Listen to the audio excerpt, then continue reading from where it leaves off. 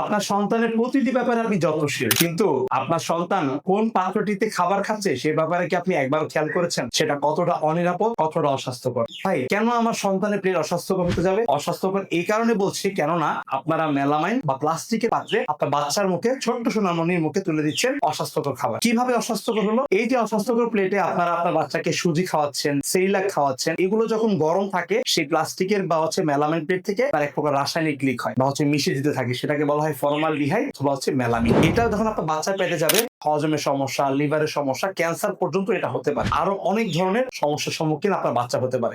আপনি বাবা মা হয়ে আপনার কলিজার টুকরা বাচ্চাকে কেন এই বিপদে মুখে ফেলতে যাচ্ছেন? সেটা সমাধান হচ্ছে আপনারা স্টেনলেস স্টিলের প্লেট ব্যবহার করেন। এটা 100% স্টেনলেস স্টিলের তৈরি এবং 304 ফুট গ্রেড ম্যাটেরিয়ালে তৈরি। জং মরিচা ধরবে না, বছরের পর বছর ব্যবহার করতে পারবেন এবং 100% স্বাস্থ্যসম্মত। যাদের যাদের প্রয়োজন এখনই অর্ডার নাও বাটনে ক্লিক করে নাম, ঠিকানা, ফোন নাম্বার দিয়ে অর্ডারটি কনফার্ম করে ফেলুন এবং আপনার বাচ্চা, আপনার কলিজার টুকরা সুন্দর ছোট্ট সোনামণি স্বাস্থ্যের প্রতি খেয়াল রাখুন। সবাই ভালো থাকবেন। আসসালামু আলাইকুম।